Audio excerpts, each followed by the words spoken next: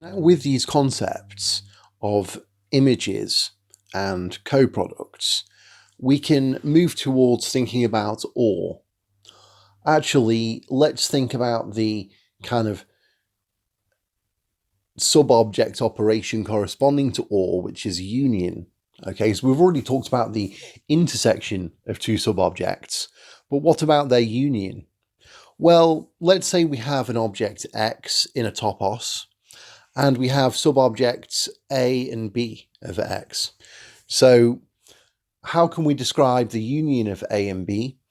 Well, we can think of it as the image of this kind of co-producty pair, A comma B.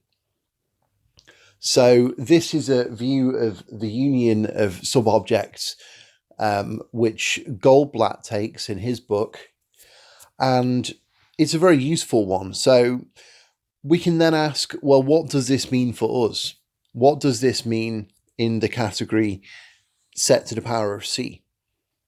And you can probably guess, because we've seen quite a lot of these examples of different logical operations now in set to the power of C, so you can probably guess that the union of two objects in set to the power of C, if we look at the kind of E figures of those are sets, and we just sort of take the unions of those. So once again, the way unions look in set to the power of C is basically just like a higher dimensional analog of the way unions look in set.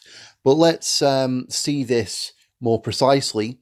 So suppose we have a subobject A and a subobject B of X, and also a subobject A union B of X.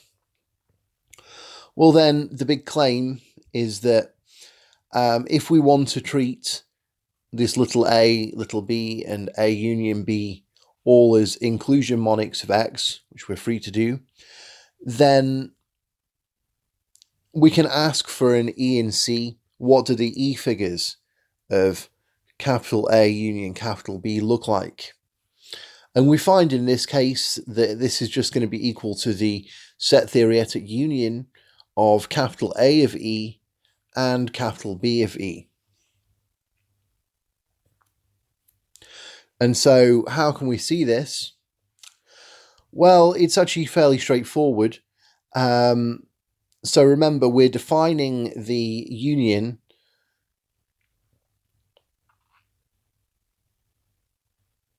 little a union little b as the image of the product of the co-producty pair A comma B.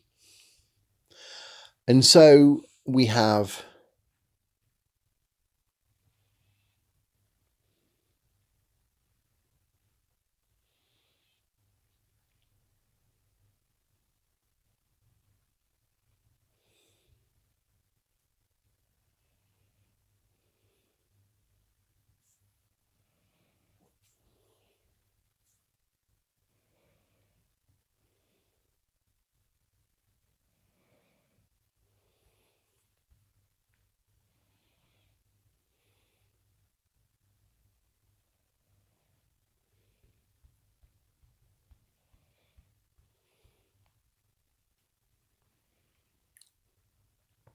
so what we can do is we can use our direct image lemma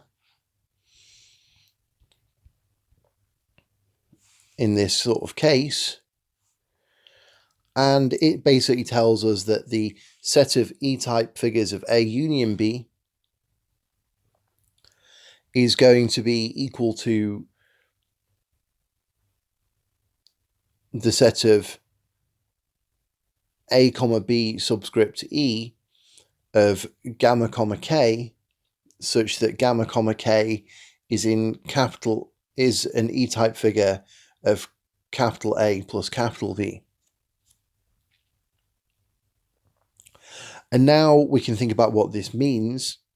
So what's going to be the result of doing A comma B of E on gamma comma K? Well, it depends whether gamma came from A or gamma came from B. In other words, it depends whether K equals 0 or K equals 1. So we just split up these two different cases. And so we can rewrite this set as the union of the set of A comma B of E of gamma comma 0 such that gamma is in A of E in union with the set of A comma B of E of gamma comma 1 such that gamma is in B of E. And now we know how A comma B of E works on these kind of things. So we know that for stuff in the first set where k equals 0, this is just going to result in doing A of E on gamma. And in this second set where k equals 1, this is just going to result in doing B of E on gamma. So this thing's equal to the set of A of E of gamma, such that gamma is an E figure of A, in union with the set of B of E of gamma, such that gamma is an E figure of B. But then notice that we were thinking that A and little b ought to be inclusion monics. And so the kind of ETH component of them is just going to be an inclusion function. It's not actually going to alter the value. So this is literally just going to be the set capital A of E. And this is literally just going to be the set capital B of E. So this is just going to be equal to capital A of E in union with capital B of E.